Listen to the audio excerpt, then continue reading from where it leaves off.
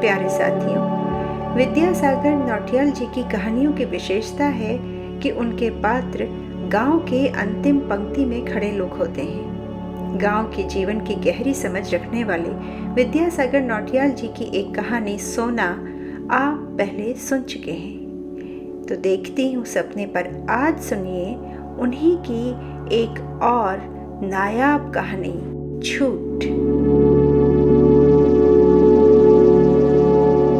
कौरा झूठ पाना चाहती थी। विधवा कौरा। 8 साल पहले उसका पति मर गया था। उसे बीमारी ने मारा था।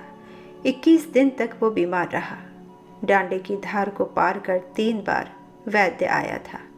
वैद्य ने उसका खाना बंद करवा दिया था और पानी भी। वैद्य कहता था कि उसे पानी देने से अतिसार हो जाएगा। उसके अंदर बोलने तक की ताकत नहीं रह गई थी। कौरा को देखते ही वो अपना हाथ उठाकर उसे अपने होठों तक ले जाता। हाथ की उंगली को होठों पर लगाकर पानी पीने का इशारा करता। वो बोल नहीं पाता था। 2 घूंट पानी की याचना करता था। कौरा के सास ससुर जेठ जेठानी उसे समझाते, उसे पानी मत देना, पानी पिएगा तो अतिसार हो जाएगा। वैद्य की दवा गोलियां बेअसर हो गई थीं। सत्ता मरने से पहले एक बार जी भर कर पानी पी लेना चाहता था। एक दिन उसने अपनी पूरी ताकत लगाकर जुबान खोलकर कहा, 2 घूंट पानी पिला दे, मैं प्यासा नहीं मरना चाहता। मरने के बाद मेरा प्रेत जलधाराओं में डोलने लगेगा। कौरा पसीज गई। उसने पीतल के गिलास में पानी भरा। वो गिलास उसकी ओर बढ़ा दिया। लेटे लेटे पूरा गिलास पानी पी डाला। फिर उसने आंखें मूंद लीं और कभी नहीं खोली। घर में रोना धोना हुआ। घर वाले सत्ता को उठाकर नदी किनारे ले गए। कुछ दिन बाद दुनिया अपनी चाल से चलने लगेगी। सभी लोग अपने अपने कामों में जुट गए। कौरा अकेली छूट गई। 16 साल की विधवा कौरा। कई बार उसने कोशिश की कि उसे छूट मिल जाए। गांव की सभी औरतें अपने अपने पतियों के साथ रहती। कौरा का जेठ सौकारू उसे छूट नहीं देता था। वो देवर होता तो कोई बात नहीं होती। कौरा उसकी औरत के तौर पर रह लेती। पर जेठ जेठ होता है। उससे कोई दूसरा रिश्ता कायम नहीं किया जा सकता। क्या होता है कि पाप होता है। पाप नहीं होना चाहिए। आदमी औरत को पापी नहीं बनना चाहिए। कौरा का ससुर भी दुनिया से जा चुका था। जेठ जेठानी के घर में कौरा जानवर की तरह पिसती। उस घर को छोड़कर कहीं और चले जाना चाहती थी। वो अपनी गृहस्थी के अलग बसाने के ताने बाने बुनती। कल्पना करती कि किसी नौजवान ने उसे अपनी औरत बनाकर अपने घर में रख लिया है। अपने पति के साथ वो घास लकड़ी लेने वन में जाती है। हर वक्त उसी के साथ रहती है। कभी कभी वो सपने देखती। सपने में कौरा को नौजवान दिखाई देता जो उसका पति होता। सपना खत्म होता तो वो फिर अपने को अकेला पाती। गहरी रात में उसे जेठ जेठानी बगल के कमरे में दरवाज़ा भिड़ाकर सोए मिलते। कौरा के लिए पति के साथ जिंदगी बिताना एक सपने की चीज़ हो गई थी।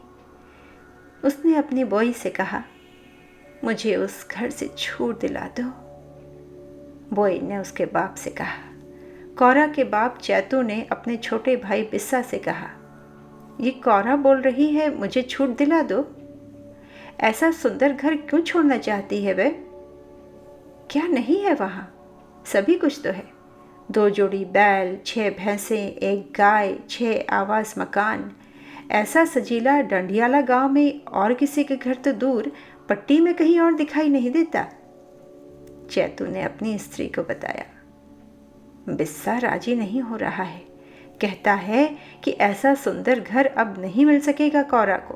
कौरा की बोई ने बात को खोलकर कहा, कौरा के ससुरालियों से जितना धन हमें ब्याह के वक्त दिया था वो लौटाना पड़ेगा।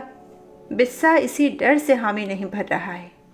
कौरा के घर में सभी कुछ है पर वो तो नहीं है जिसके नाम पर वो घर में दाखिल हुई थी। अंग्रेज़ों ने गढ़वाल को विभाजित कर दिया। 12 वर्षों तक गढ़वाल पर राज करने के बाद गोरखे हार कर कब के वापस नेपाल जा चुके थे।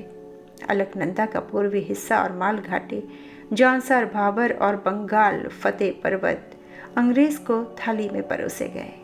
जो हिस्से बाकी बचे थे वे महाराजा गढ़वाल को सौंप दिए गए और उसे एक नया नाम दिया गया, महाराजा गढ़वाल रियासत। अंग्रेज़ों ने महाराजा को कहा कि वो श्रीनगर खाली कर दे और अपनी राजधानी कहीं और बसा ले। घर से हजारों कोस दूर बंगाल के सिगौली में सन 1815 में संधि पर हस्ताक्षर करने वाले राजा के समक्ष और कोई चारा शेष नहीं बचा था। उसने टेहरी गांव में अपने लिए एक नया राजमहल बनवाया और श्रीनगर छोड़कर टेहरी में जा बसा। अविभाजित परिवार के 2 भाई चैतू और बिस्सा श्रीनगर के बजाय टेहरी की तरफ जा रहे थे।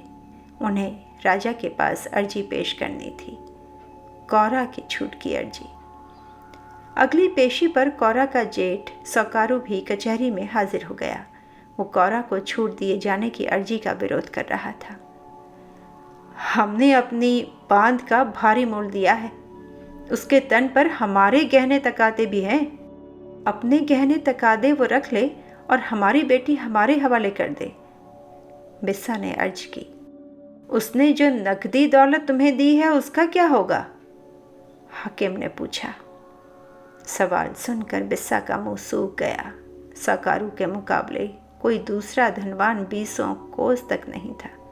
चैतू बिस्सा के पास धन तो था ही नहीं। वे उम्मीद लगाए थे कि छूट मिल जाने से वे कौरा को किसी नए आदमी के पास बेचकर अपनी वो रकम वसूल कर लेंगे जिसकी अदायगी करने पर कौरा को सौकारू के घर से छूट मिल सकती थी। लेकिन इतनी बड़ी धनराशि अदा करने की हैसियत किसकी हो सकती है? बांध हाजिर है? हाकिम ने पूछा। बांध ससुराल में है पृथ्वीनाथ। हुक्म हुआ कि अगली पेशी पर बांध को अदालत में पेश किया जाए। बांध को उसका जेठ हाजिर कर सकता है मालिक। वो मेरी बहू है मालिक। मैं उसे अपने साथ टेहरी नहीं ला सकता। भावज होती तो ले आता। तुम उसे बाप के घर छोड़ाओ। उसका बाप उसे कचहरी में लाने आएगा और पेश करेगा। हमारी बांध कचहरी में नहीं आ सकती मालिक, हमारी नाक कट जाएगी। हाकिम ने थोड़ी देर तक उसकी बात पर विचार किया, फिर हुक्म सुनाया, बांध को पेश किया जाए। सौकारू दोनों हाथ जोड़कर खड़ा हो गया। पृथ्वीनाथ, मेरे घर की बांध कचहरी में पेश नहीं हो सकती। उसकी छूट मंजूर कर दी जाए। तब चैतू की बेटी बनकर वो जहाँ चाहे चली जाए। हमारी औरतें अपने घर गोट से बाहर नहीं जा सकती। गहने? हाकिम ने पूछा। गहने पृथ्वीराज, उसका बाप चाहे तो लौटाए चाहे ना लौटाए, लेकिन मैं उसे अपने घर से बगैर गहने कपड़े के न जाने दूंगा। बाप के घर पहुंचने के बाद वो जो चाहे कर ले। हाकिम ने कौरा के तलाक की अर्जी मंजूर कर ली। उसने गहने या नकदी को वापस करने की कोई शर्त नहीं लगाई थी। कौरा ने कहा, मैं इस घर को छोड़कर अब कहीं नहीं जा सकती। संतानहीन सौकारू अपने वंश को आगे बढ़ाने चलाने के लिए अपने घर में कौरा के लिए एक झनौता ले आया था, लुगथ्या। लुगथ्या कौरा का पति बनकर सौकारू के घर पर रहने लग गया। अपने पितृकुल से उसने संबंध विच्छेद कर लिए थे।